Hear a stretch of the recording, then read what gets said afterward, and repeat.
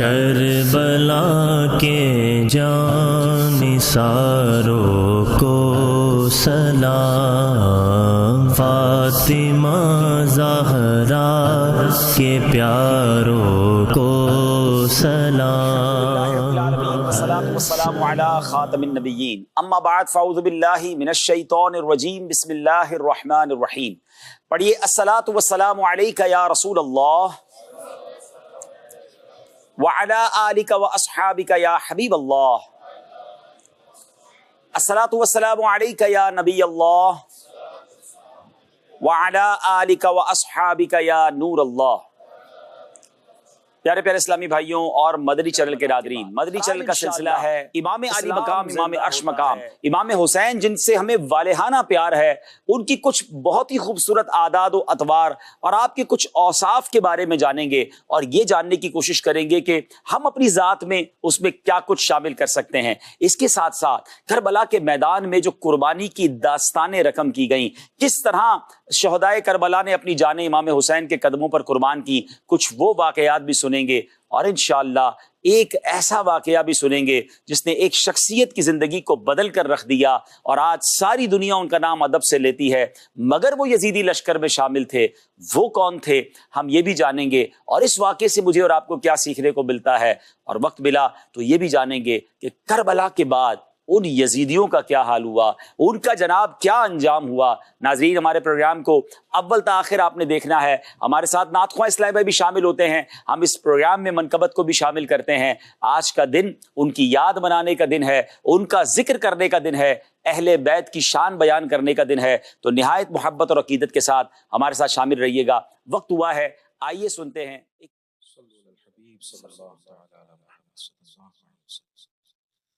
باغ جنت کے ہیں بہرے، مدح خانے اہل بیت۔ باغ جنت کے ہیں بہرے، مدح خانے اہل بیت۔ تم کو مژدہ نار کا، تم کو مژدہ نار کا، اے دشمنان اہل بیت۔ کس زبان سے ہو اہل بیت، کس زبان سے ہو بیان عز و شان اہل بیت۔ مدح خانے اہل بیت، مدح گوئے مصطفیٰ ہے، مدح خانے اہل بیت۔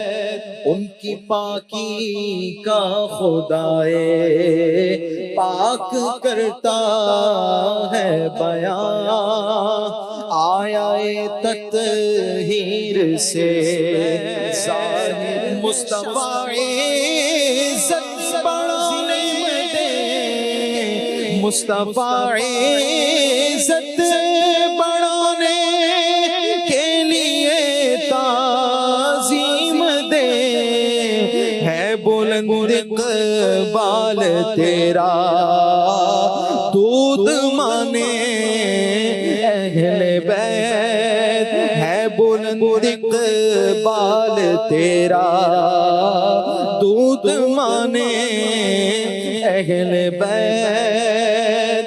ان کے گھر میں بے اجازت جبرائیل آتے نہیں، قدر والے جانتے ہیں قدر و شان اہل بیت۔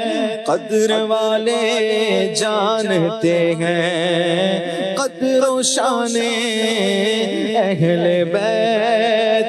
رزم کا میدان بنا ہے، جلوہ گاہ حسن و عشق کربلا میں ہو رہا ہے، امتحان اہل بیت۔ قافلہ سالار منزل کو چلے ہیں سونپ کر وارث بے وارثاں کو کارواں اہل بیت فاطمہ کے لاڈلے کا آخری دیدار، لاڈلے کا آخری دیدار ہے، حشر کا ہنگامہ برپا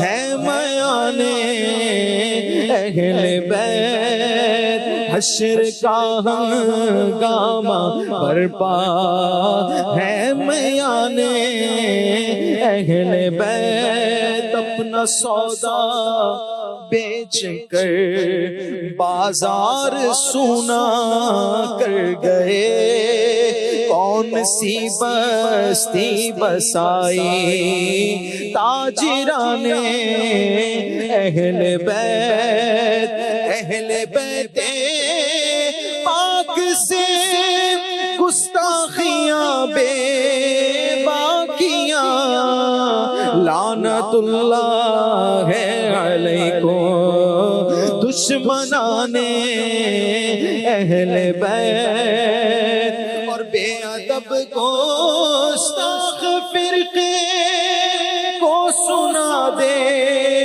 اے حسن، یوں کہا کرتے ہیں سنی داستان اہل بیت، یوں کہا کرتے ہیں سنی داستان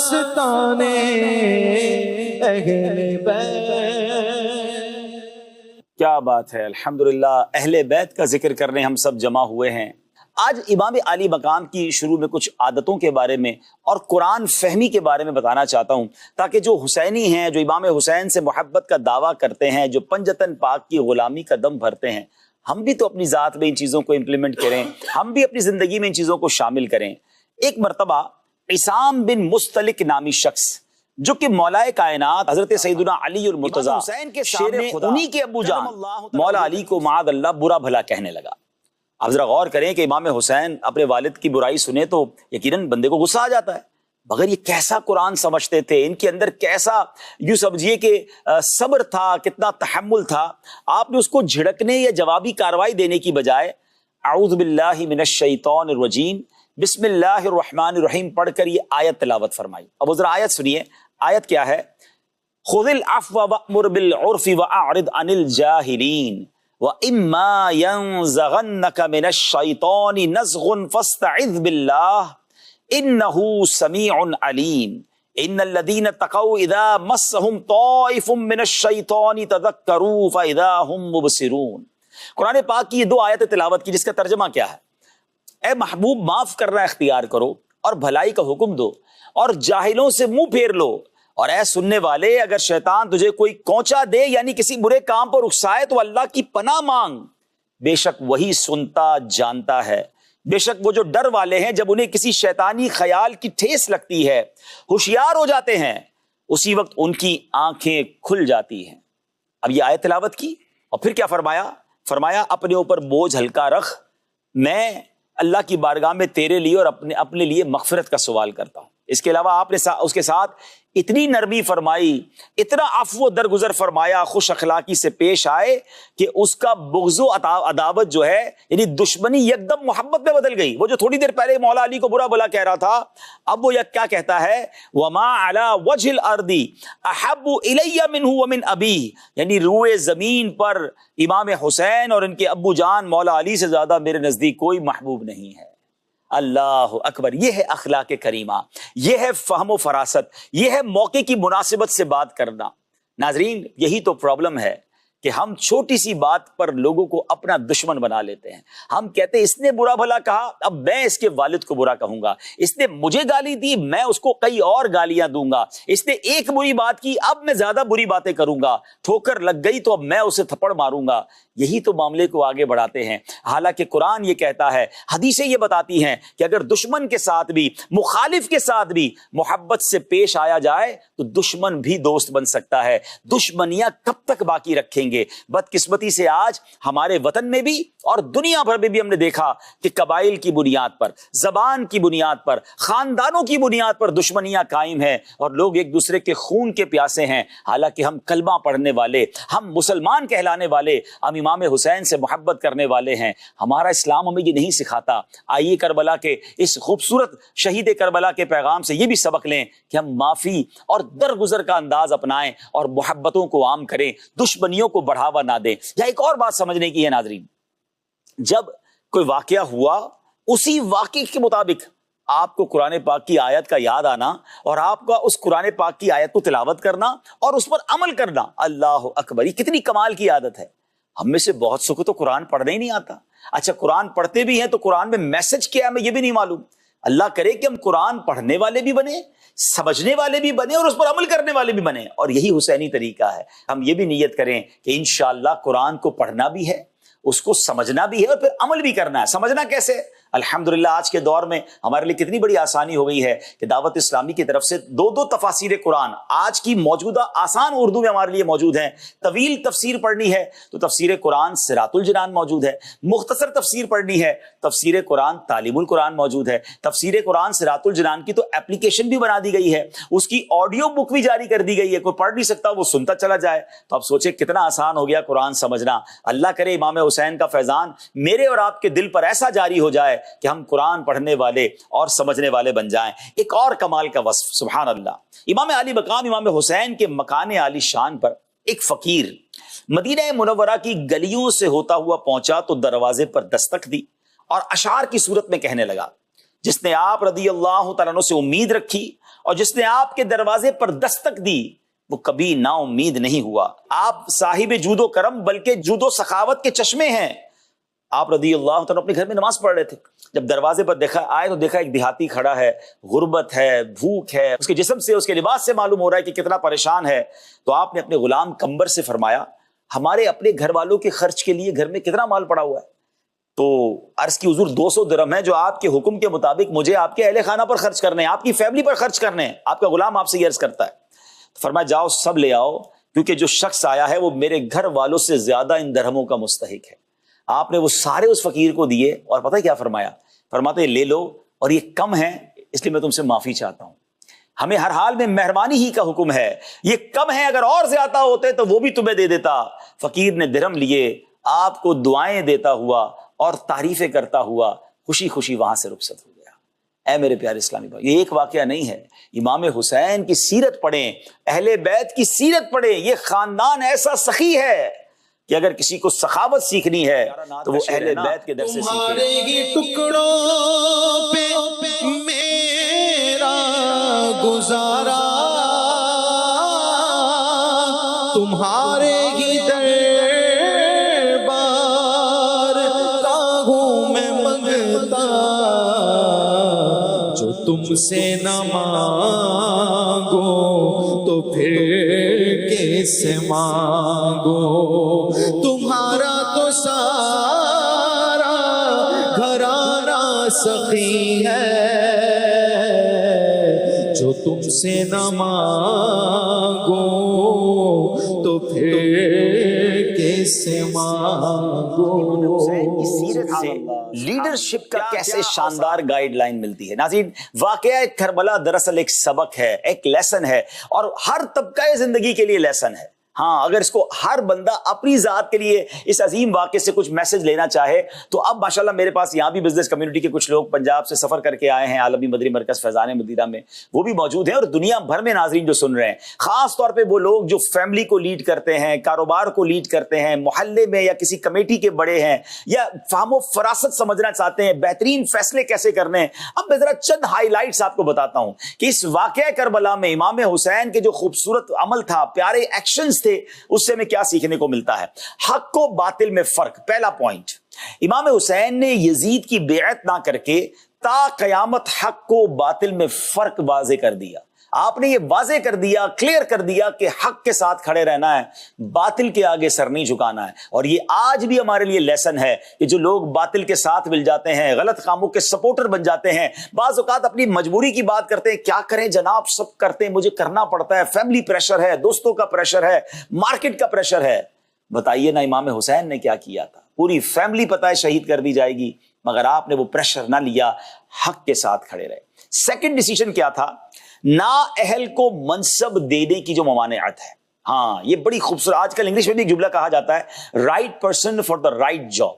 جب امام علی مقام نے یزید کی بیعت نہیں کی تو دنیا پر واضح ہو گیا کہ نا اہل کو کبھی کوئی منصب نہ دیا جائے، اور اگر بالفرض وہ زبردستی کسی عہدے کو حاصل کر لے تو اہل عزیمت جو ہوتے ہیں انہیں چاہیے کہ ہرگز اس کی اطاعت نہ کریں. اللہ اکبر. یعنی یہاں یہ بھی بہت خوبصورت ایک پیغام ہے کہ ماشاءاللہ وہ لوگ جو کسی آرگنائزیشن کو، اگر مذہبی ادارے کو چلا رہے ہیں یا کسی بھی کام کو کر رہے ہیں، کسی نا اہل کو اگر آپ نے منصب دے دیا، اسے مقام دے دیا، اسے جناب اقتدار دے دیا، اس کے ہاتھ میں آپ نے یوں سمجھے کنٹرول دیا، تو پھر بربادی کا انتظار کیجیے. تو اگر آپ اپنی آرگنائزیشن کو، اپنے ادارے کو، اپنے علاقے کو، اپنے محلے کو، کسی بھی کام کو آپ لے کر چل رہے ہیں تو try to find the right person for the right job. نا اہل کو منصب دینے کا مطلب بربادی ہوتا ہے. اگلی بات، فسق و فجور کا دروازہ بند کر دیا. اگر آپ یزید کی بیعت کر لیتے ناظرین، بڑا مال مل جاتا آپ کو، بہت سارے جناب منصب مل جاتے، آپ بڑی سکون کی لائف مدینہ منورہ میں اپنی فیملی کے ساتھ گزارتے. مگر ہوتا کیا؟ ہر بدکاری کے جواز کے لیے پھر آپ کی بیعت سند بن جاتی. یعنی سب کے پاس یہ آرگیومنٹ آ جاتا، بھائی امام حسین نے بھی تو یزید کی بیعت کی تھی، آج ہم بھی غلط کام فالو کر رہے ہیں تو کیا حرج ہے؟ اللہ اکبر. تو اور پھر شریعت اسلامیہ اور ملت حنیفہ کا نقشہ مٹ جاتا. میرے امام یہ جانتے تھے کہ اگر آج میں نے یزید کی بات مان لینی ہے، ادھر کمپرومائز کرنا ہے، پھر ساری امت نے کمپرومائز کرنا ہے. تو امام حسین نے گویا یہ منصب دیا کہ فسق اور فجور کا دروازہ بند ہونا چاہیے. اللہ کی نافرمانی جہاں ہو رہی ہے ہمارا وہ کوئی لینا دینا نہیں ہے. اور یہی ہمارے لیے کربلا کا ایک اور میسج ہے، ایک اور خوبصورت اس کے پیچھے یوں سمجھیے مقصد ہے، وہ ہے نظام اسلام کا تحفظ. اگر آپ یزید کی بیعت کر لیتے تو یزید آپ کی بہت قدر و منزلت کرتا، خوب مال و دولت نچھاور کرتا، لیکن اسلام کا نظام درہم برہم ہو جاتا، ایسا فساد برپا ہوتا کہ اس کو بعد میں دور کرنا دشوار ترین ہوتا. تو نظام اسلام کا تحفظ کیا، ایک نظام باقی رہے، اسلام کی جو ضروریات ہیں، اسلام جو چاہتا ہے معاشرے میں وہ سب باقی رہیں. امام نے اس کے لیے قربانی دی. آگے چلیں، ایک اور کمال کی بات سیکھنے کو ملتی ہے، اور وہ ہے احکام شرعیہ میں برابری، ایکویولنس، مساوات کا کیسا نظام ہے. اب سوچئے نا، آپ نے یزید کی بیعت کیوں نہیں کی؟ کہ اس کا فسق و فجور تھا، وہ اللہ کی عبادت کرنے والا نہیں، بلکہ وہ گناہوں میں مبتلا بھی تھا اور حرام کو حلال کرنا چاہتا تھا، وہ تمام معاشرے میں بے حیائی اور بدکاری اور برے کام پھیلانا چاہتا تھا. تو اب امام علی مقام نے جو سٹینڈ لیا، یہ میسج یہ ہے کہ احکام شریعہ عام آدمی اور حاکم سب کے لیے برابر ہیں. جس طرح عام آدمی کا فسق و فجور سے بچنا ضروری ہے، اسی طرح حاکم کا بھی ضروری ہے. یعنی اسلام کا قانون حکمران کے لیے الگ نہیں ہے، بڑے لوگوں کے لیے الگ نہیں ہے، اور عام لوگوں کے لیے الگ نہیں ہے. میرے امام نے ایکویولنس کا، مساوات کا بھی درس دیا. سبحان اللہ. اب آگے چلتے ہیں، ایک اور کمال کا اس سے میسج ملتا ہے، لیڈرشپ کا ایک اور یوں سمجھے کہ پوائنٹ ملتا ہے کہ اسلامی ریاست کا تحفظ. امام حسین نے اپنی فراست سے یہ جان لیا تھا یزید بیعت کے بعد اسلامی ریاست کا کیا حال کرے گا، اس لیے آپ نے بیعت نہ کی. آپ کی شہادت کے بعد یزیدی فوجیوں نے کیا کیا؟ مدینہ منورہ پر لشکر کشی کی، سینکڑوں صحابہ کرام کو شہید کیا. معاذ اللہ، مسجد نبوی کے ستونوں پر گھوڑے باندھے 3 دن تک لوگ مسجد نبوی میں نماز نہ پڑھ سکے. مدینہ منورہ میں خوب لوٹ مار کی گئی، حرام کاموں کو گویا حلال کر دیا گیا. مکہ مکرمہ پر چڑھائی کی گئی، پتھر برسائے گئے، اتنے پتھر برسائے ان بدبختوں نے کہ مسجد الحرام کا صحن پتھروں سے بھر گیا. کعبۃ اللہ کے غلاف اور چھت کو ان بے دینوں نے جلا دیا اور کعبہ مشرفہ کی بے حرمتی کی. یہی تو امام جانتے تھے نا کہ یہ اسلام کا نقشہ بدل دیں گے، ریاست اسلام کا بیڑا غرق کرنا چاہتا ہے. تو یہ تحفظ ضروری ہے جس کے لیے انہوں نے اپنی جان بھی دینے سے وہ پیچھے نہ ہٹے. آگے چلتے ہیں میرے پیارے اسلامی بھائیوں. امام علی مقام نے ایک یہ بھی میسج دیا کہ قربانی سے اسلام پھیلا ہے. یہی تو ہم اپنے پروگرام کا ٹائٹل لے کر آئے ہیں نا کہ قتل حسین اصل میں مرگ یزید ہے. ناظرین یہ بات فارمولے کے حساب سے سمجھنی ہوگی. دیکھیں پچھلے دنوں بھی کچھ جنگیں ہوئی ہیں. جنگوں کا حساب کیسے ہو رہا ہے؟ کس ملک کے کتنے جہاز تباہ ہوئے، کس ملک کا کتنا جانی نقصان ہوا، کس ملک کی کتنی عمارتیں تباہ ہوئیں، کتنے فوجی اڈے خراب ہوئے. جناب اس سے کیلکولیٹ کیا جا رہا ہے کہ جنگ میں جیتا کون ہے. آج کی دنیا میں کیلکولیشن ایسے ہوتی ہے. اگر اسی کیلکولیشن کو سامنے رکھیں تو پھر تو جناب کوئی کہنے والا کہہ سکتا ہے زیادہ نقصان تو امام حسین والوں کا ہوا ہے، زیادہ نقصان تو کربلا والوں کا ہوا ہے، ان میں سے کوئی بچا ہی نہیں، صرف ایک عابد بیمار رضی اللہ تعالیٰ واپس گئے، باقی سارے شہید ہو گئے. لیکن یہ کیلکولیشن دنیا کی کیلکولیشن ہے، مگر اسلام زندہ ہوتا ہے ہر کربلا کے بعد. جناب مجھے بتائیے نا آج کون ہے یزید کا نام لینے والا؟ امام حسین شہید تو ہو گئے مگر آپ زندہ ہو گئے اور کربلا کے میدان میں یزیدی سوچ کو دفن کر دیا، یزیدی آئیڈیالوجی کو دفن کر دیا. دنیا میں کوئی یزید کا نام لینے والا، اس کی آئیڈیالوجی کو فالو کرنے والا نہیں ہے، وہ سب شہید ہو گئے. مگر آج کروڑوں دلوں میں اگر حکمرانی ہے تو میرے امام کی ہے، امام حسین کی ہے، کربلا والوں کی ہے. پنجتن کے غلام آپ کو دنیا میں کونے کونے میں ملیں گے. بلکہ یہ میں کہوں تو غلط نہیں ہوگا کہ جس کو امام حسین سے محبت نہیں وہ تو مسلمان بھی کیسا ہے، وہ ایمان والا کیسا ہے جس کو نبی پاک کی آل سے محبت نہیں، کیونکہ یہ ایمان کے لیے بھی ضروری ہے. تو بتائیں نا کہ کیا بنا اس خوبصورت قربانی کا. یہی درس لینا ضروری ہے. اور ناظرین ایک اور خوبصورت بات بتاؤں، یہ ایک تسلسل ہے قربانیوں کا. اچھا کمال کی بات دیکھیں تو اگر اسلامی کیلنڈر پر نظر دوڑائیں تو آخری مہینہ ذوالحجہ کا، پہلا مہینہ محرم کا، یہ دونوں مہینے کیا پیغام دے رہے ہیں؟ وہاں حضرت ابراہیم، حضرت اسماعیل اور بی بی ہاجرہ کی قربانی ہے، یہاں امام حسین اور ان کے خاندان والوں کی قربانی ہے. بلکہ میں آپ کو ایک خوبصورت سملیرٹی بتاتا ہوں، بڑی پیاری مماثلت بھی بتاتا ہوں. ہوا یہ کہ جب امام حسین رضی اللہ تعالیٰ کربلا کی طرف جا رہے تھے نا، گھوڑے پر سوار تھے، تو دوران سفر آپ کو اونگ آئی، تھوڑی دیر کی جو نیند ہوتی ہے جس کو چھوٹی سی نیپ کہتے ہیں. پھر آپ بیدار ہوئے تو بیدار ہوتے ہی آپ کہتے ہیں انا للہ و انا الیہ راجعون والحمد للہ رب العالمین. دوبارہ اونگ آئی، دوبارہ بیدار ہوئے، دوبارہ ایسے ہی کہا. جب 2-3 بار ایسا ہوا تو آپ کے بڑے شہزادے حضرت علی اکبر آپ کی بارگاہ میں آ کر کہتے ہیں امام، بابا جان آپ بار بار ایسا کیوں کہہ رہے ہیں؟ تو فرمایا میری آنکھ لگتی ہے، مجھے ایک گھوڑے پر سوار شخص دکھائی دیتا ہے اور وہ کہتا ہے کہ قافلہ آگے بڑھ رہا ہے اور موت آنے والی ہے، شہادت آنے والی ہے. میں جب یہ سنتا ہوں تو کہتا ہوں انا للہ و انا الیہ راجعون، ہم اللہ ہی کا مال ہیں، اللہ ہی کی طرف لوٹ جائیں گے اور الحمدللہ رب العالمین، اللہ کی رضا پر راضی ہیں. تو حضرت علی اکبر جو بڑے شہزادے ہیں، پتہ ہے کیا کہتے ہیں؟ کہتے ہیں یا امام والد صاحب کیا ہم حق پر نہیں ہیں؟ امام حسین کہتے ہیں اللہ کی قسم ہم حق پر ہیں. پھر حضرت علی اکبر کا جملہ سنیے، آپ کہتے ہیں اگر ایسا ہے تو پھر جو اللہ کی رضا ہے ہم اس کے لیے راضی ہیں، ہم شہادت کے لیے تیار ہیں. ناظرین ذرا غور کیجئے گا، میں آپ کی میموری کو ریکال کرنا چاہتا ہوں. یاد ہوگا ایسی کوئی گفتگو ایک اور باپ بیٹے کے درمیان بھی ہوئی تھی، کچھ یاد کیجئے. ہاں حضرت ابراہیم علیہ السلام اور حضرت اسماعیل علیہ السلام کے درمیان ایک گفتگو ہوئی تھی جس کا ذکر قرآن میں موجود ہے. والد نے بیٹے سے کہا تھا بیٹا میں نے خواب دیکھا ہے کہ میں تجھے ذبح کر رہا ہوں، اور اس بیٹے نے کیا کہا تھا؟ ابو جان کیجئے جو رب کا حکم ہے، آپ مجھے صبر کرنے والا پائیں گے. اسی ابراہیم کی اولاد میں ایک اور باپ بیٹا ہے، اور یہاں تو دونوں کو معلوم ہو رہا ہے کہ سب کی شہادت ہے. وہاں صرف بیٹے کو ذبح کرنا ہے، یا والد کی بھی شہادت ہے، بیٹے کی بھی شہادت ہے. امام حسین کو تو بچپن سے پتا تھا کہ میں نے شہید ہونا ہے، مگر یہ سب تیار ہے اور اللہ کی رضا پر راضی ہیں. کاش ایک کربلا کا یہ میسج بھی ہم لے لیں کہ ہم بھی رب کی رضا پر راضی رہنے والے بن جائیں. جب بھی کوئی امتحان آئے، جب بھی کوئی مشکل آئے، اللہ کرے امام حسین کی یہ قربانیاں یاد آئیں اور ہم بھی اللہ کی رضا پر راضی رہنے والے بن جائیں. امیر اہل سنت کا ایک بہت پیارا شعر ہے، ہمیں نعت خواں سنائیں گے کہ پیارے مبلغ معمولی سی مشکل پہ تو گھبراتا ہے، دیکھ حسین نے دین کی خاطر سارا گھر. مشکل پر گھبراتا ہے پیارے مبلغ معمولی سی،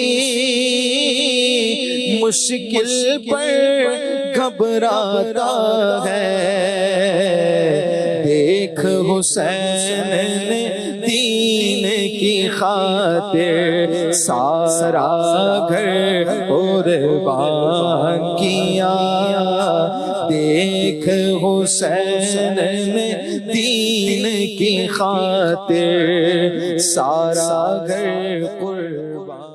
سنت رسول سے کیسا پیار ہے، عمل کیسا ہے، آئیے سنتے ہیں۔ امام علی مقام نے اپنے درزی سے کپڑے سلوائے۔ وہ کہتا ہے میں نے امام علی مقام سے عرض کیا لباس کی لمبائی پیروں تک رکھوں؟ فرمایا نہیں۔ میں نے عرض کیا ٹخنوں سے نیچے تک رکھ دوں؟ فرمایا ما اسفل من الکعبین فی النار، جو کپڑا ٹخنوں سے نیچے لٹکتا ہے وہ آگ میں ہے۔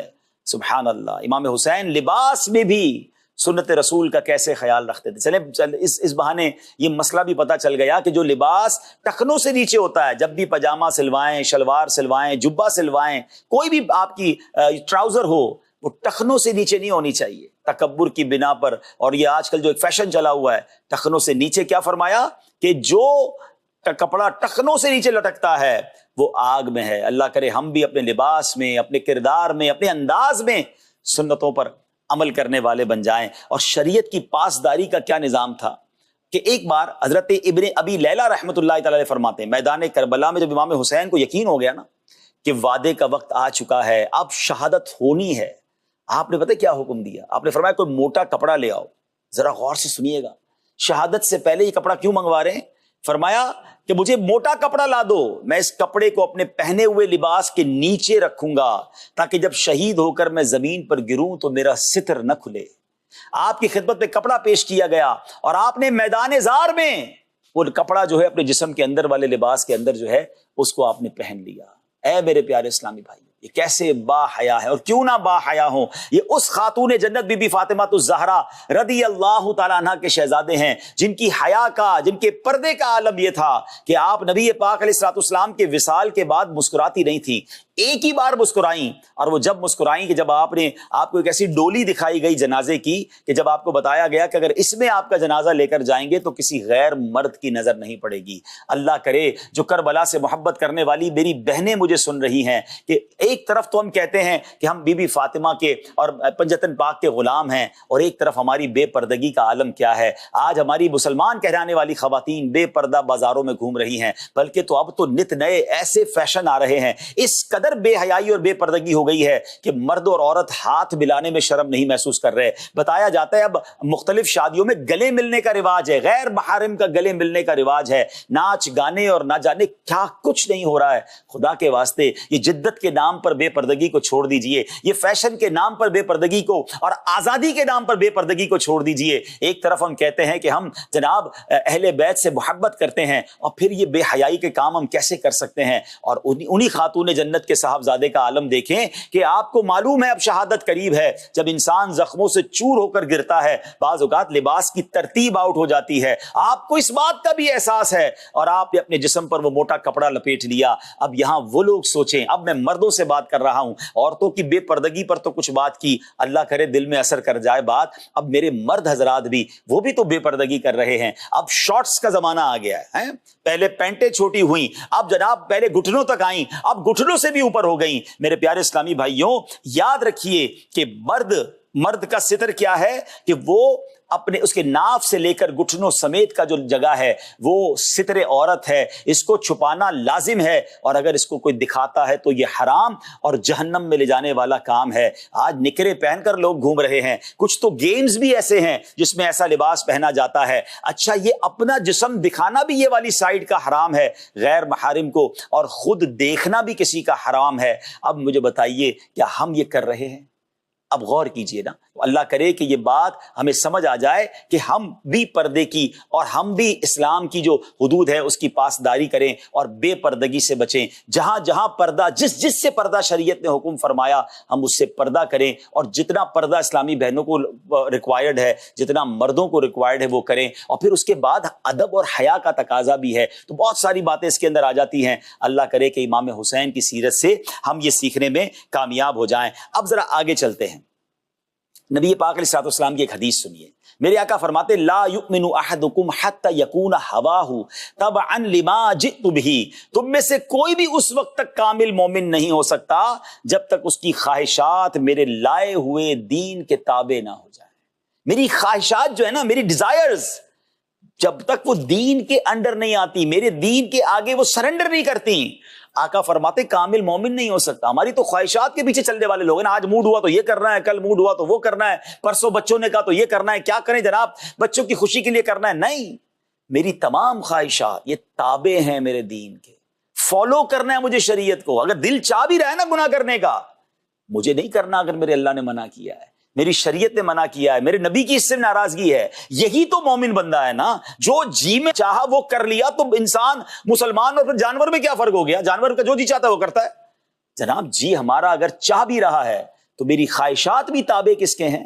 وہ میرے دین کے ہیں، میرے اسلام کے ہیں. اللہ کرے یہ بات ہم سمجھ جائیں. یاد رہے میں شرعی مسئلہ بھی بیان کر دیتا ہوں کہ جو لوگ پینٹ شرٹ پہنتے ہیں اور شرٹ بھی چھوٹی رکھتے ہیں، کہ جب جھکتے یا بیٹھتے یا سجدے میں جاتے ہیں تو ناف کے نیچے کی سیدھ میں کمر کا کچھ حصہ کھل رہا ہوتا ہے، بعض اوقات سجدے میں بھی کھل رہا ہوتا ہے، اور یہ بھی ستر میں شامل ہے. اسے بھی چھپانا فرض ہے. جو میں نے بتایا نا کہ یہ ناف سے لے کر گھٹنوں سمیت یہ حصہ چھپانا فرض ہے. اور یاد رہے جو شخص اپنی آنکھ کو حرام سے پر کرتا ہے، اللہ پاک قیامت والے دن اس کی آنکھ میں جہنم کی آگ بھر دے گا.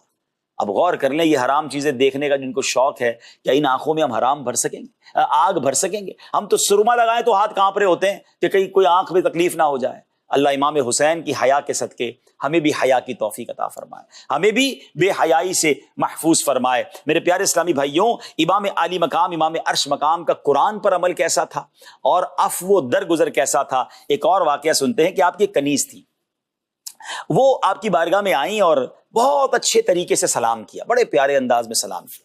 امام عالی مقام نے سلام کا جواب دیا اور فرمایا جا تو اللہ کی رضا کے لیے آزاد ہے. ایک شخص بیٹھا تھا، اس نے عرض کی حضور آپ کی کنیز ہے، آ کر آپ کو سلام کیا اور آپ نے اس کو آزاد کر دیا. آزاد کا مطلب یہ کہ اب وہ فری ہو گئی، کہاں بتاؤ اب کسی غلامی میں نہیں ہے. تو آپ کا جواب سنیں. آپ نے کہا اللہ قرآن میں ارشاد فرماتا ہے، قرآن فہمی جو میں نے شروع میں بات کی تھی کہ موقع پر قرآن یاد آنا اور پھر اس قرآن پر عمل کرنا. آپ فرماتے ہیں قرآن میں رب فرماتا ہے اور جب تمہیں کسی لفظ کے ساتھ سلام کیا جائے تو تم اس سے بہتر لفظ سے جواب دو یا وہی لفظ کہہ دو، بے شک اللہ ہر چیز پر حساب لینے والا ہے. امام فرماتے ہیں کہ اس کنیز نے آ کر کتنے اچھے انداز میں مجھے سلام کیا، نہیں سکتا تھا، لہٰذا میں نے اسے آزاد کر دیا. یعنی اسے آزاد کرنے کی خوشخبری سنا دی، بہترین الفاظ میں اس کو جواب دے دیا. یہ ہے میرے امام کا قرآن پر عمل اور قرآن فہمی. اب اس سے ہمیں سبق کیا مل رہا ہے؟ کوئی سلام کرے تو اچھے انداز میں جواب دیں، السلام علیکم کہے تو وعلیکم السلام ورحمۃ اللہ وبرکاتہ کہہ کے اسے جواب دیں، مسکرا کر جواب دیں، محبت سے جواب دیں. یہی قرآن کا حکم بھی ہے اور انشاءاللہ اس میں اجر بھی ہے، اس میں نیکیاں بھی ہیں. بہرحال میرے پیارے اسلامی بھائیوں، باتیں تو بڑی کمال کی ہمارے سامنے موجود ہیں. امام حسین وہ شخصیت ہیں کہ ایک شخص تھا غیر مسلم ہے اور میں نام اس کا نہیں لیتا، بڑا مشہور بھی ہے، کہ وہ کہتا ہے میں نے 20 سال جیل کاٹی، ناحق ظلم برداشت کیے. ایک رات میں نے فیصلہ کیا کہ بس اب ظالم کے سامنے جھک جاتا ہوں. پھر اچانک مجھے مسلمانوں کے امام حسین اور کربلا کا واقعہ یاد آیا، بس اسی نے مجھے حوصلہ دیا، میں ظلم کے سامنے ڈٹ گیا. اور کہتے ہیں یہ واحد وہ جنگ ہے، کربلا وہ واحد جنگ ہے جس نے شہادت کے ساتھ ساتھ انسانوں کو اخلاقی سبق بھی عطا کیا ہے. اللہ کرے کہ ہم بھی یہ سبق لینے میں کامیاب ہو جائیں. قرآن پاک کی ایک آیت سناتا ہوں ناظرین آپ کو، یہ ذرا آیت سنیے گا، اس کا ترجمہ سنیے گا اور پھر ذرا امام حسین اور کربلا والوں کو اس پیرائے میں دیکھتے ہیں. اللہ فرماتا ہے وَمِنَ النَّاسِ مَن يَشْرِي نَفْسَهُ ابْتِغَاءَ مَرْضَاتِ اللَّهِ وَاللَّهُ رَءُوفٌ بِالْعِبَادِ. اللہ قرآن میں فرماتا ہے اور لوگوں میں سے کوئی وہ ہے جو اللہ کی رضا تلاش کرنے کے لیے اپنی جان بیچ دیتا ہے اور اللہ بندوں پر بڑا مہربان ہے. ہائے ہائے ہائے، کس نے اپنی جان بیچی تھی؟ اب امام حسین کو دیکھیں نا، کس لیے؟ اللہ کی رضا کے لیے. اللہ کی رضا اس میں تھی تو آپ اس پر راضی تھے، جان بیچ دی. کچھ ہی لوگ ہوتے ہیں کیا خوبصورت شعر ہے مولانا حسن رضا خان صاحب نے لکھا نا، ہمیں ناطقہ سنائیں گے. مصطفیٰ باعے خریدار اس کا اللہ مشتری، خوب چاندی کر رہا ہے کاروانے اہل بیت. اس شعر کا پہلے مطلب سنیں پھر طرز میں سنتے ہیں کہ دیکھیں مصطفیٰ. اب دیکھیں اس کو خریدار کون ہے جانوں کا؟ کربلا والوں کی اللہ خریدار ہے. بیچ کون رہا ہے؟ نبی پاک یہ سودا بیچ رہے ہیں، اپنی آل کو قربان کر رہے ہیں اللہ کی راہ میں. اور بک کیا رہا ہے؟ اہل بیت کی جانیں بک رہی ہے. یہ کیسا سودا ہے؟ کیا خریدا انہوں نے؟ اس کے بدلے پھر رب سے جنت کے خزانے خریدے ہیں. مصطفیٰ باعے خریدار اس کا اللہ مشتری، خوب چاندی کر رہا ہے اس کا اللہ مشتری. مصطفیٰ باعے خریدار اس کا اللہ مشتری. خوب چاندی کر رہا ہے کارواں اہل بیت، خوب چاندی کر رہا ہے کارواں اہل بیت۔ گھر لٹانا جان دینا کوئی تجھ سے سیکھ جائے۔ اگر سیکھنا ہے نا کہ گھر لٹانا کیسے ہے، جان کیسے دینا ہے، اللہ کی رضا پر راضی کیسے رہنا ہے، گھر لٹانا جان دینا کوئی تجھ سے سیکھ جائے، جان عالم ہو فدا اے خاندان اہل بیت۔ سبحان اللہ۔ اے میرے پیارے اسلامی بھائیوں، اب آگے چلتے ہیں۔ امام عالی مقام، امام عرش مقام رضی اللہ تعالیٰ کے ساتھ جو آپ کے ساتھی تھے نا، ہائے ہائے ہائے کیسے ساتھی تھے، اللہ کی رضا پر کیسے راضی تھے، ان کا جذبہ دیکھیے۔ ایک بار 10 محرم کا دن ہے اور جو صبح کا وقت ہے، جب لڑائی شروع ہونے والی تھی تو کچھ دیر پہلے جو کربلا کے قافلے میں تھے حضرت عبد الرحمن بن عبد الرب اور حضرت بریر حمدانی رحمت اللہ تعالی علیہ ایک ساتھ کھڑے تھے۔ حضرت بریر حضرت عبد الرحمن سے خوش طبعی والی باتیں شروع کر دی، مسکرانے والی باتیں شروع کر دی۔ تو حضرت عبد الرحمن نے فرمایا، اے بریر یہ کون سا وقت ہے، یہ وقت ان باتوں کا تو نہیں ہے، کیونکہ سامنے جنگ لگی ہوئی تھی، دشمن تیار تھے، لڑائی ہونے والی ہے، شہادت نظر آ رہی ہے۔ اللہ اکبر۔ تو انہوں نے کیا فرمایا کہ میری قوم مجھے جانتی ہے میں سنجیدہ آدمی ہوں، لیکن خدا کی قسم اس وقت میں بہت خوش ہوں، ابھی بس کچھ ہی دیر بعد شہادت نصیب ہوگی اور ہم جنت میں پہنچ جائیں گے۔ ان سب کو جنت نظر آ رہی تھی، شہادت کے لیے کیسے بےتاب تھے۔ اللہ اکبر، کیا خوبصورت اشعار ہے نا، یہ غازی یہ تیرے پراسرار بندے جنہیں تو نے بخشا ہے ذوق خدائی، دو نیم ان کی ٹھوکر سے صحرا و دریا، سمٹ کر پہاڑ ان کی ہیبت سے رائی، دو عالم سے کرتی ہے بیگانہ دل کو۔ ہاں جب یہ لذت آشنائی مل جائے نا، پھر یہ سارے دو عالم سے بیگانہ کر دیتی ہے انسان کو، پھر دنیا کی لذتوں میں دل نہیں لگتا۔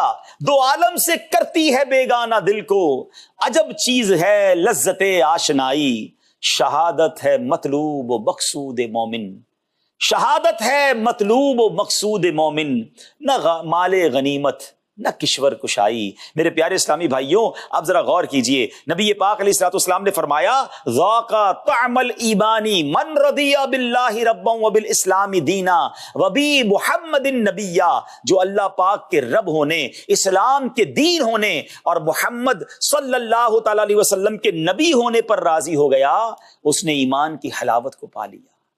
اچھا، جتنے مجھے سن رہے ہیں، ہم تو یہ ساری چیزیں تو مانتے ہیں، اللہ کو رب بھی مانتے ہیں، نبی پاک کو آخری نبی بھی مانتے ہیں، اور جناب اسلام کو دین حق مانتے ہیں، تو پھر تو ہم بھی اس میں آ گئے۔ تھوڑا سا فرق ہے، ہم اللہ کو رب مانتے ہیں، مگر رب ماننے کا مطلب کیا ہے؟ اس کے فیصلوں پر راضی ہیں، اس کی تقدیر پر راضی ہیں، اس کی طرف سے آزمائش آئے اس پر راضی ہیں۔ ہم نے کل بھی ایک حدیث قدسی غالباً سنی تھی۔ ناظرین، یہ ایسی حدیث قدسی ہے کہ جتنی بار اس کو پڑھیں تو ایک عجب سی کیفیت بن جاتی ہے، گویا رونگٹے کھڑے ہو جاتے ہیں۔ اللہ نے کیا فرمایا؟ حدیث قدسی کس کو کہتے ہیں؟ کہ زبان نبی پاک کی ہو، فرمان رب کا ہو۔ نبی پاک علیہ الصلوۃ والسلام فرماتے ہیں کہ اللہ فرماتا ہے، ذرا دل کے کانوں سے دوبارہ یہ حدیث سنیے گا، میں ہی اللہ ہوں، میرے سوا کوئی عبادت کے لائق نہیں، پس جو میری دی ہوئی مصیبت پر صبر نہ کرے، میری نعمتوں کا شکر ادا نہ کرے، میری تقدیر پر راضی نہ ہو، اسے چاہیے کہ میرے سوا کوئی اور رب تلاش کر لے۔ اللہ اللہ اللہ، اگر رب ہی ناراض ہو گیا، رب نے ہی فرما دیا کہ جاؤ پھر کسی اور رب کو تلاش کر لو، تو ہم تو مارے گئے نا۔ میں اللہ کو رب تو مان رہا ہوں مگر اس کے فیصلوں پر راضی ہوں۔ 3 چیزیں کہی نا، مصیبت پر صبر کرنا ہے، نعمت پر شکر کرنا، اور فیصلوں پر تقدیر پر راضی رہنا۔ چیک کر لیجیے اپنے آپ کو، میں بھی کروں۔ نعمت آتی ہے تو شکر کرنے کی بجائے اور حرام کام لوگ کرتے ہیں، اور اللہ کو ناراض کرنے والے کام کرتے ہیں۔ مصیبت آتی ہے تو صبر کرنے بجائے واویلا، شکوے، شکایات اور بعض اوقات کفری کلمات بک دیتے ہیں۔ اور ذرا سی جناب اللہ کی طرف سے کوئی ہمارے لیے فیصلہ ہو جائے، کوئی آزمائش آ جائے، تو پھر اب بے صبری کا مظاہرہ کرتے ہیں، راضی نہیں رہتے اللہ کی رضا پہ۔ ایسا لگتا ہے ہم تینوں ٹیسٹ میں فیل ہیں۔ آؤ کربلا والوں سے سیکھ لیجئے کہ اللہ کے فیصلوں پر راضی رہنا سیکھیں۔ وہ کیسے اللہ کے فیصلوں پر راضی تھے؟ ناظرین ذرا سنیے گا، عاشورے کی رات ہے، 9 اور 10 محرم کے درمیان کی رات تھی۔ اگلی صبح یزیدیوں کے ساتھ لڑائی ہونی ہے۔ امام علی مقام نے اپنے سارے رفقا کو خیمے میں جمع کیا، کہا دیکھو یزیدیوں کو مجھ سے مسئلہ ہے، تم سب سے نہیں ہے، میں تم سب سے راضی ہوں۔ ایسا کرو رات کے اندھیرے میں سب جان بچا کر نکل جاؤ، وہ مجھے مارنا چاہتے ہیں نا، وہ میرے مخالف ہیں، تمہارے تو نہیں ہیں، آپ سب چلے جاؤ.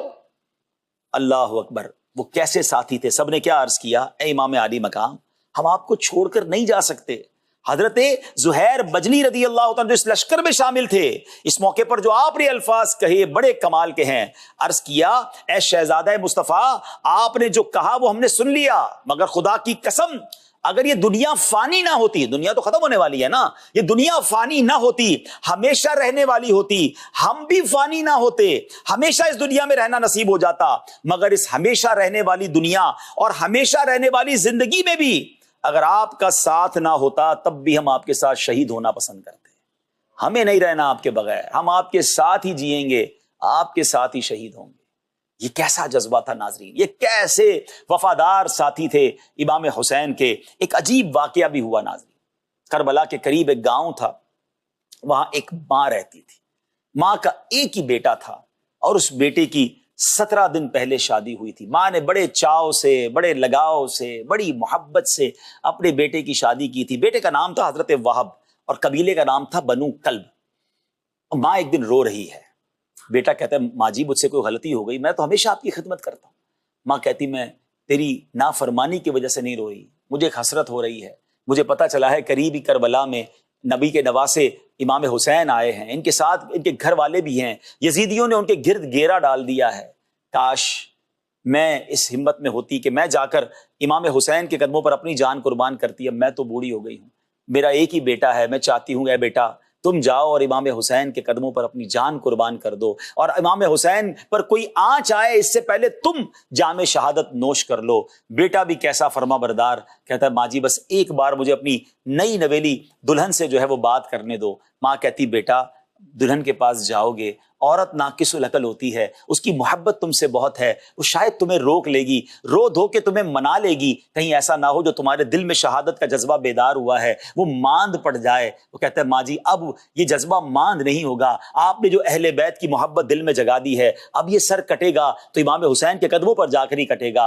اللہ اکبر. اپنی بیوی کے پاس آ کر کہتے ہیں کہ میں نے فیصلہ کر لیا ہے, امام حسین ہمارے گاؤں کے قریب آئے ہیں اور ان پر دشمن حملہ کرنے والے ہیں, میں اپنی جان قربان کرنے جا رہا ہوں. وہ بیوی بھی کیسی فرما بردار ہے, جس کی شادی کو 17 دن ہوئے ہیں. وہ کہتی, ایک وعدہ کر جائیے, اب اگر آپ نے شہادت کا ارادہ کر ہی لیا ہے تو اب جنت میں آپ مجھے اپنے ساتھ رکھیں گے. یہ کیسا جوڑا ہے, ماں سے بھی اجازت لی, بیوی سے بھی اجازت لی اور امام حسین کے قدموں میں آ گئے. امام حسین نے جناب انہیں اجازت دی تو یزیدیوں سے لڑتے لڑتے شہید ہو گئے. اور جب آخری وقت آیا اور یزیدیوں نے معاذ اللہ ان کا سر قلم کیا تو وہ سر امام حسین کے قدموں میں آیا. امام حسین نے وہ سر ان کی ماں کو دیا, ان کی زوجہ کو دیا. ماں اپنے بیٹے کے چہرے سے خاک کو صاف کرتے کہنے لگی, اے بیٹا میں تجھ سے راضی ہوں, تو نے میرے دودھ کا حق ادا کر دیا. اے بیٹا تو نے اپنی جان امام حسین پر قربان کر کے مجھے راضی کر دیا. بیوی نے وہ سر اپنی گود میں لیا اور اپنے شوہر کی یاد میں آنسو بہاتے بہاتے وہ بھی دنیا سے چلی گئی. اللہ کریم اس خاندان پر اپنی کروڑوں رحمتوں کا نزول فرمائے. یہ کیسے لوگ تھے کہ اپنے جوان شہزادوں کو, نئے شادی شدہ جوڑا ہے مگر امام حسین کے قدموں پر قربان کرنے کی تیاری ہے. کاش ہمیں بھی آج دین متین کی خاطر قربانی دینے کا جذبہ بیدار ہو جائے. ہم تو وقت بھی قربان نہیں کرتے, اذان ہوتی ہے ہمارے پاس نماز کا ٹائم نہیں ہوتا, ہماری آفس پہ ہم بیٹھے رہتے ہیں ہماری نماز قضا ہو جاتی ہے, ہم اپنا مال قربان نہیں کرتے. ارے نفلی صدقات کو چھوڑیں, یہاں زکوٰۃ فرض ہو جاتی ہے, لوگوں کو زکوٰۃ دینا بھاری لگ رہی ہوتی ہے, حالانکہ مال بھی رب نے دیا, توفیق بھی رب نے دی, ارے عطائیں بھی رب کی ہیں اور اس میں سے تھوڑا سا مال سال میں ایک بار دینا ہے, مگر یہ مال دینا بھی بھاری پڑتا ہے. کاش امام حسین اور ان کے رفقا کی ان قربانیوں کو ہم یاد کر کے کچھ تو دین کی خاطر قربانی دینے والے بنے. حق تو یہ ہے کہ زکوٰۃ بھی پوری ادا کریں اور پھر مزید اپنا مال دین متین کی سربلندی کے لیے خرچ کریں, اپنا وقت دیں, اپنی جان صرف کریں, نیکی کے کاموں میں چل کر جائیں, اجتماعات میں جائیں, قافلوں میں جائیں, درس و بیان میں جائیں, لوگوں کو نمازی بنانے جائیں اور اس حسینی قافلے کا ساتھ دیں جو الحمدللہ دعوت اسلامی لے کر چل رہی ہے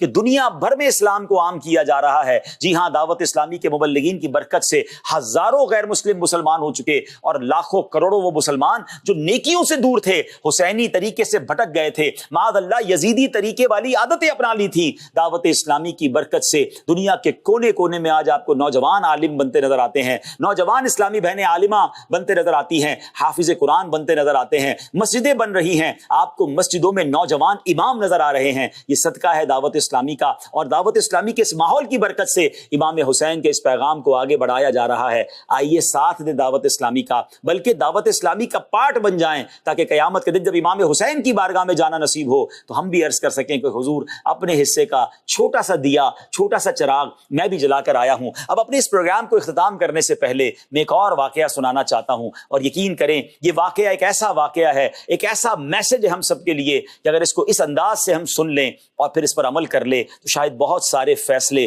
ہم جلد لینے میں کامیاب ہو جائیں گے. ناظرین, یزیدی لشکر میں ایک شخصیت ہیں, اور یہ وہی ہیں جنہوں نے امام حسین کو کربلا میں روکا تھا, کوفہ جانے نہیں دیا تھا, اور وہ تھے حضرت حر رضی اللہ تعالیٰ عنہ. یہ آئے تھے یزید کی طرف سے, 1000 کا لشکر لے کر آئے تھے, امام حسین کو انٹرسیپٹ کیا اور کہا کہ آپ آگے نہیں جا سکتے, آپ کوفہ نہیں جا سکتے.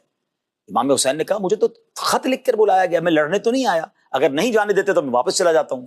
تو کہتے حضور میں آپ کا مرتبہ جانتا ہوں, آپ کی شان بھی جانتا ہوں, آپ نواسہ رسول ہیں, مگر میں کیا کروں, مجھ پر آرڈر یہ ہے کہ آپ کو واپس بھی جانے دینا, آپ کو گرفتار کر کے میں نے ابن زیاد کے پاس لے جانا ہے. اب یہ نیگوشیشن چل رہی ہے. امام حسین کہتے ہیں میرا قصور ہی کوئی نہیں ہے, نماز کا وقت ہوتا ہے, جب امام حسین امامت کے لیے کھڑے ہوتے ہیں تو جو یزیدی قافلے میں آئے تھے حر, مگر نماز وہ امام حسین کے پیچھے پڑھتے ہیں. اب یہ تمام نرمی ہے, تمام جو محبت اور پیار کا انداز ہے, یہ انداز پتہ چل گیا ابن زیاد اور یزید کو. انہوں نے کہا کہ یہ کیسا سپہ سالار بھیجا جو امام حسین سے بڑی نرمی کر رہا ہے, ان کا کام تو گرفتار کرنا تھا. اب 22,000 کا لشکر بھیج دیا گیا. ناظرین, کبھی ایسی کمپیریزن آپ نے دیکھی ہے کہ 72 سے لڑنے کے لیے 22,000 لوگ بھیجے جائیں؟ یہ اسی لیے تھا کہ یہ جانتے تھے کہ ان کی رگوں میں مولا علی کا خون ہے. یہ 200-500 لوگوں سے تو یہ سب کو اڑا کے رکھ دیں گے, ان کی شان و شوکت ایسی ہے. بہرحال جب بالکل 10 محرم کا دن آ گیا, دونوں صفیں آمنے سامنے کھڑی ہو گئی, امام حسین نے وہ تاریخی خطبہ دیا اور یزیدیوں کو جھنجھوڑنا شروع کیا کہ تم کیا کرنے جا رہے ہو, تم مجھ پر تلوار اٹھاؤ گے, تم جس نبی کا کلمہ پڑھتے ہو میں اس کا نواسا ہوں, میرے آقا نے مجھے جنتی نوجوانوں کا سردار کہا ہے, مجھے شہید کر کے تم اللہ کو کیا منہ دکھاؤ گے. اتنی شاندار اور خوبصورت اسپیچ کے بعد ہونا تو یہ چاہیے تھا کہ وہ روتے روتے توبہ کرتے, مگر جب دلوں پر لالچ کا پھندا ہو, شیطان کا قبضہ ہو, تو پھر کچھ نظر نہیں آتا. مگر حضرت حر کی قسمت میں کچھ اور لکھا تھا. آپ تھر تھر کانپ رہے تھے. آپ کا بھائی آپ کو دیکھ کر کہتا ہے اے حر تمہیں کیا ہو گیا, آپ تو بڑے بہادر جرنیل ہیں, آپ نے تو بڑی بڑی جنگیں لڑی ہیں.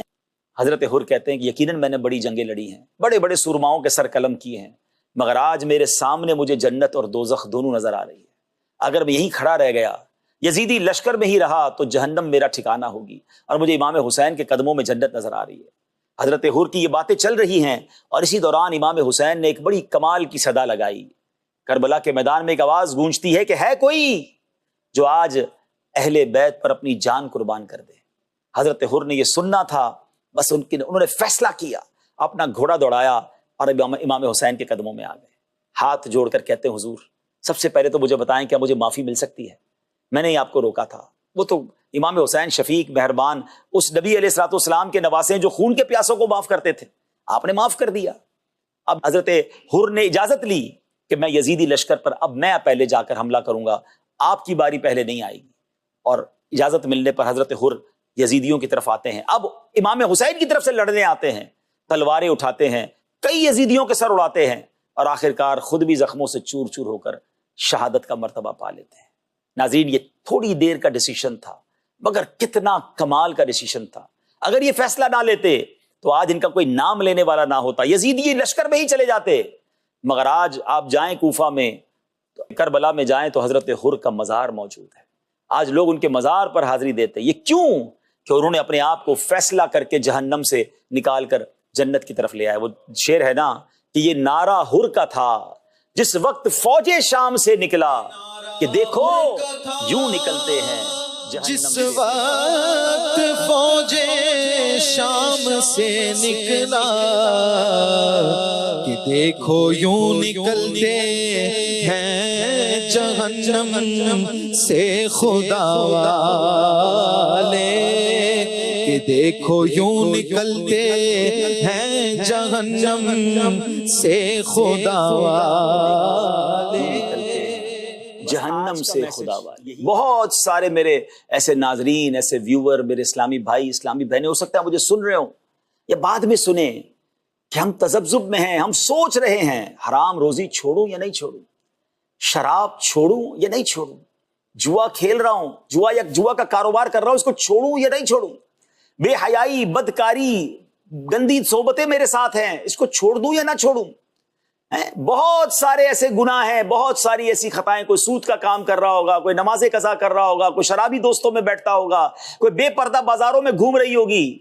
جو بھی مجھے سن رہے ہیں, آپ کے دل میں ایسا خیال آتا ہے, مسلمان ہے تو آتا ہوگا کہ یار غلط کر رہا ہوں, چھوڑ دیتا ہوں, چھوڑ دوں گا تو کاروبار کا کیا ہوگا, چھوڑ دوں گا تو انجوائمنٹ کا کیا ہوگا, چھوڑ دوں گا تو دوست کیا کہیں گے, چھوڑ دوں گا تو فیملی کیا کہے گی.